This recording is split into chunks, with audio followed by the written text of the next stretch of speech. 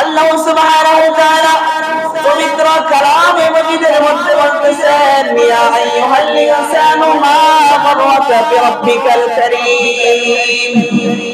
হে ইনসান জাতি, তোমরা আর কত নাফরমানি করবে, তোমরা আর কত নাফরমানি করবে, তোমরা কি আমাকে রব হিসাবে মানবে না?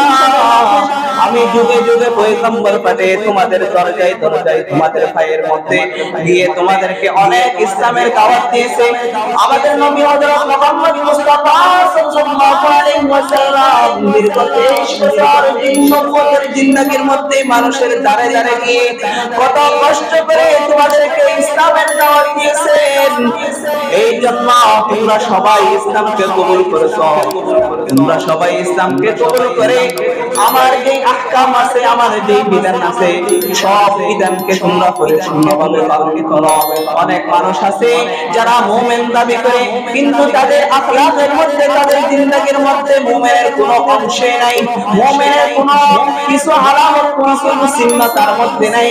সারা দিয়ে 1 বছরের মধ্যে 100-363 দিন চলে যায়, যার এক ওয়াক্ত নামাজ পড়ে না, রমজান মাস আসলে রোজা রাখে না, এবং ঈদের সময় নতুন কাপড় পরে, নতুন জামা কিনে ছেলেদেরকে নিয়ে রাস্তায় হাঁটে আসতে আমার জন্য আনন্দের দিন। তার জন্য আনন্দ নয়, রাসূল কারীম সাল্লাল্লাহু আলাইহি ওয়াসাল্লাম এমন ব্যক্তিকে ঈদগাহের ময়দানের মধ্যে না আসার জন্য বলেছেন, যারা সারাটা যারা 1 মাস পর্যন্ত রোজা রেখে অনাহার থেকে একমাত্র আল্লাহকে সন্তুষ্টি করার জন্য রোজা রেখেছে, তাদের জন্য সেই আল্লাহ সুবহানাহু ওয়া তাআলা খুশির দিন দিয়েছে। আল্লাহ সুবহানাহু ওয়া তাআলা নতুন কাপড় পরার জন্য, ঈদ উদযাপন করার জন্য, বেচাকেনা বেশি করে করার জন্য, এবং খাওয়া দাওয়া করার জন্য, মাংস দিয়ে খাওয়ার জন্য, ইফতারের সময় অনেক কিছু খাওয়ার জন্য এই রমজানটা দিয়ে নাই।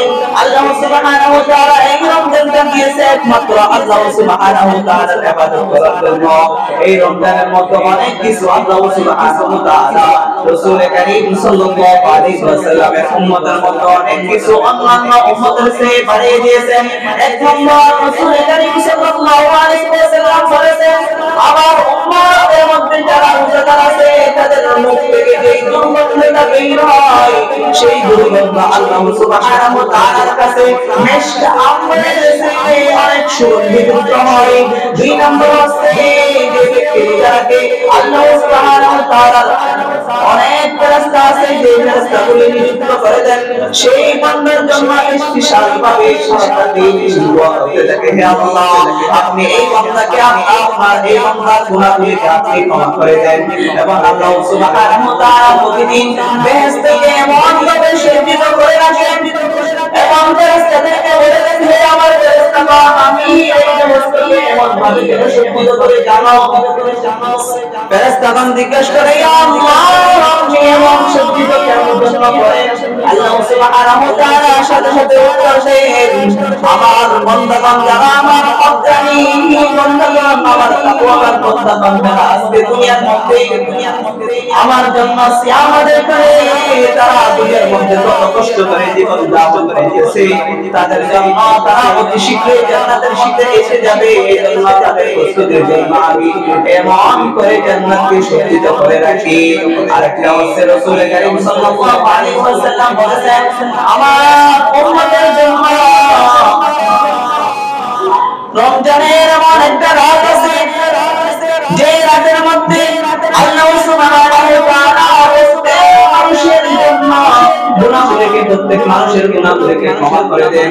তখন সাহাবায়ে কেরাম জিজ্ঞাসা করলেন, ইয়া রাসূলুল্লাহ এটা কি সবার কাদের রাত নাকি? তখন রাসূল কারীম সাল্লাল্লাহু আলাইহি ওয়াসাল্লাম উত্তর দিলেন, হে আমার সাহাবীগণ, এটা শুধু সমাজের রাত না, মূলত নিয়ম আছে, নিয়মিত যখন থাকবে তাদের শেষে তার প্রতিদান দিয়ে দেওয়া হয়। যখন একজন ব্যক্তি সারাদিন রোজা রাখে তখন সেই রাতে তার প্রতিদান আল্লাহ সুবহানাহু ওয়া তাআলা দিয়ে থাকেন। এই জন্য আমরা সবাই রোজাকে আল্লাহ সুবহানাহু ওয়া তাআলার দরবারে তওবা করে করে আমাদের জিন্দেগির সমস্ত গুনাহকে আল্লাহর দরবারে ক্ষমা চাইব।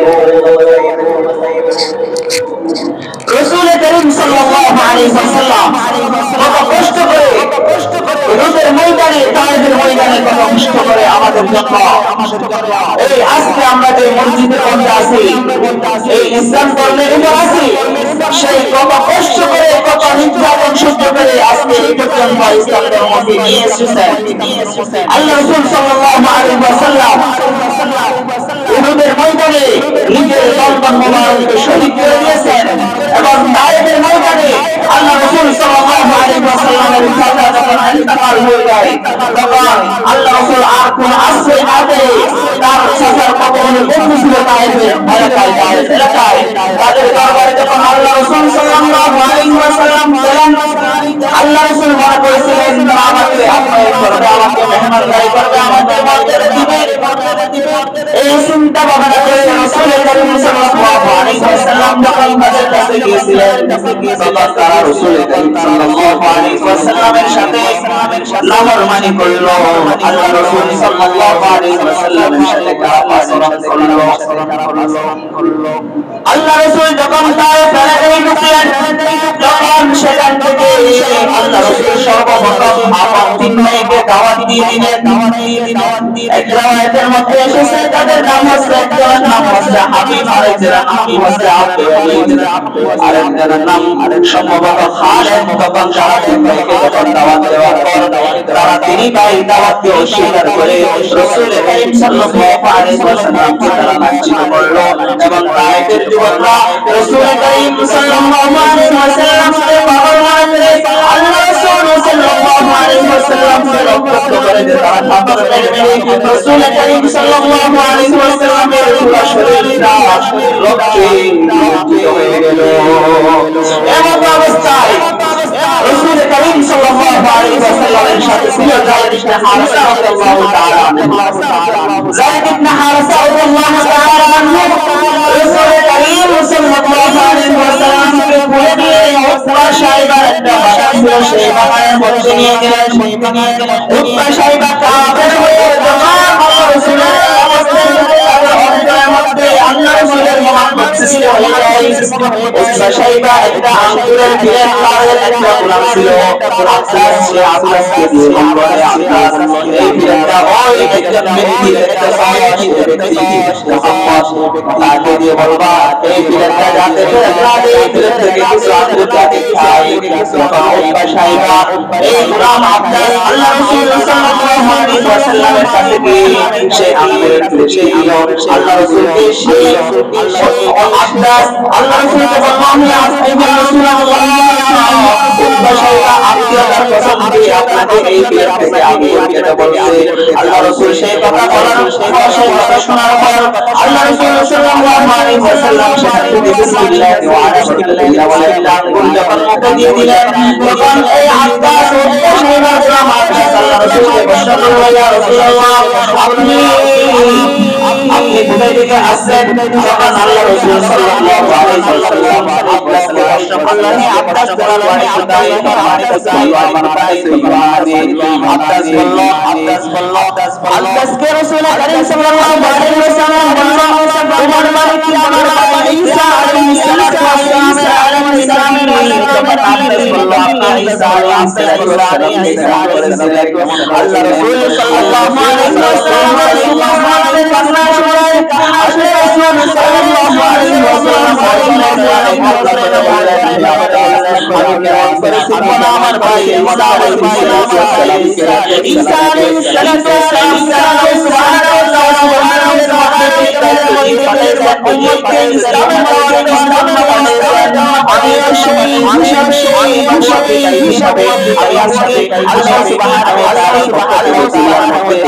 ইসলামের দাওয়াত দিয়েছে। এই অবস্থাতে আমি হয়ে গেছি। আল্লাহ রাসূলের এমন আচরণ উতবা সাহেবের পরামর্শ